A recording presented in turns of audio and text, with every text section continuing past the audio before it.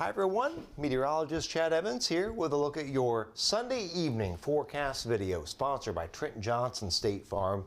TrentIsMyAgent.com. Now, in terms of snowfall today, I'll be plotting all the totals on a map that will be up tomorrow, but it appears 6 to 9 inches occurred pretty much Attica to about Lafayette, south of Florida, south of Galveston, and southward. And then we had a large area of 3 to 6. And then slightly less than 3-inch amounts in our far northwestern counties. That map should be finished hopefully by early afternoon. I'll be posting that not only in the broadcast but online as well. Some lake effect snow showers are out there right now, but we're transitioning from a snowfall issue to brutal cold, but also the wind blowing the snow around. We're going to have some blowing and drifting issues tonight. We're going to have some tomorrow. We're going to have a lot of blowing and drifting issues tomorrow night.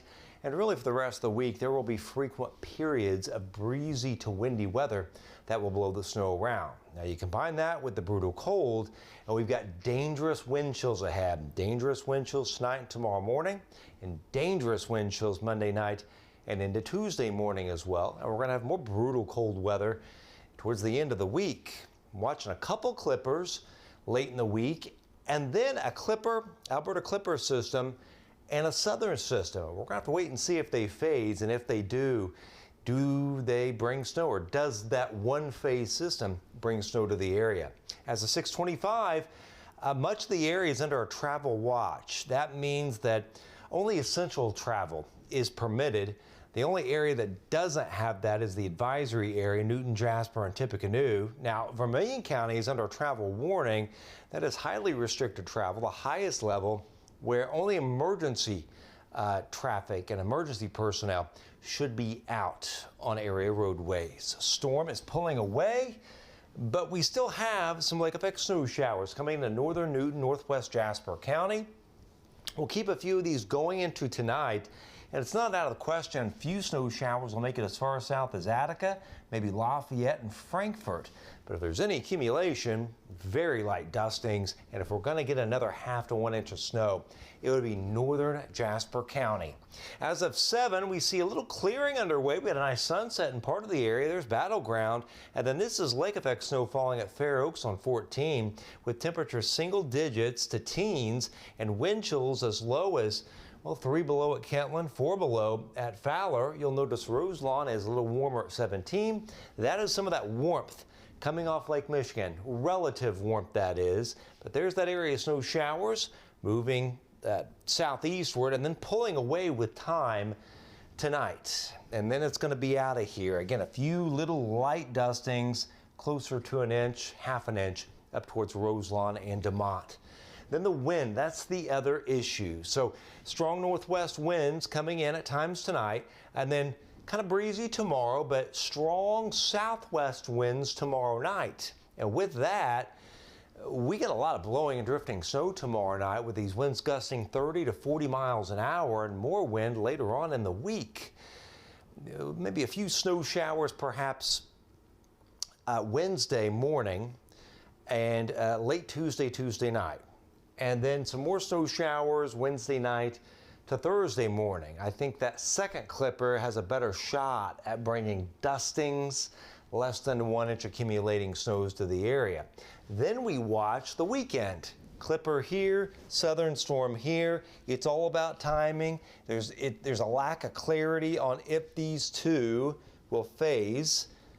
And if they do we form a big East Coast storm too? A lot of questions. We know there are two systems here. It's just, do they phase or not? Regardless, I think we'll get a clipper out of this at the very least. That'll bring some snow to the area, some snow showers anyway, and a little minor to very minor accumulation. This is the first big cold wave.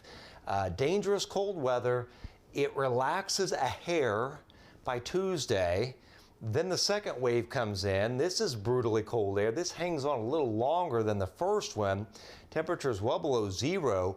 But then after about February 4th or 5th, watch what happens. The cold gets out of here and temperatures go above normal. As a matter of fact, it's really going to warm up after that and into mid-February. I think the main system of mid-February will be a spring-like one. Storm comes out of Oklahoma, moves to the northeast. A lot of rain for us, which we kind of need. we could use some rain to help replenish those subsoils, and we'll be able to do that after the frost and freezing cycles, and then we thaw it out, and this water will be allowed to percolate. So we could use some rain. We're going to get that about mid-February, and this storm actually, as it comes this way, some snow on the backside, but severe weather not that far away, believe it or not. That is way off on our radar right now, given how cold it is outside and the snow on the ground, but it is going to change for about a week and a half, maybe up to 2 weeks, around that mid-February time period. And then late February to early March, it is much colder. And given this bitterly cold air with the polar vortex yet again loosening up and a piece of it kind of becoming flaccid and bringing temperatures more than 30 degrees below normal, when you combine that with an active storm track, we've got a good setup for snow and even some ice. I think we've got more winter weather ahead in late February to early March after a little bit of a respite. And those storms will put down some accumulating snowfall as well. In the meantime, dangerously cold tonight. Some blowing and drifting snow. We're down to 6 below 0, lows 10 below to 2. The coldest readings here in our east and southeast, the warmest here in the northeast and far north. But wind chills anywhere from 30 below at Flora for the minimum wind chill, that is, 22 below Attica, 23 below Lafayette, minus 26 Fowler, 30 below at Morocco, and 17 below 0 at Rochester. Brutally cold tomorrow. That wind still cranking up. A couple flakes far northeast in the morning, but highs only 5 to 11. And your wind chills, look at that, even through the afternoon, they'll be running 16, 17 below 0 to about 7 below 0. Brutally cold tomorrow night. Now we could tank to 6 below in the evening and then start to rise, but regardless of a rising temperature, that kind of winds gusting 30 to 40 and sustained near 20, 22 miles an hour out of the southwest. One, it means a lot of blowing and drifting of this dry snow, and two, it means very low wind chills. So your wind chills tomorrow night, early Tuesday morning, once again, they're running about 30 below to about 19 below 0. 30 below Morocco and Flora, 26 below Lafayette, down to 28 below at Pine Village. Your extended forecast shows a couple snow showers late Tuesday, not a big deal. A few snow showers, perhaps a couple very early Wednesday morning, and then the temperature tanks to -8 as skies clear. Then it gets windy. We have a few snow showers late as we cloud up again. Snow showers Wednesday night to early Thursday morning. Bitterly cold weather hangs on, 11 below 0 on Friday morning, 9 below 0 Saturday morning. We watch next weekend to see what's going to happen with this phasing or no phasing scenario. At the very least, we get a clipper system with some snow. And then after this brutal cold, a week from Wednesday, how about a high of 30?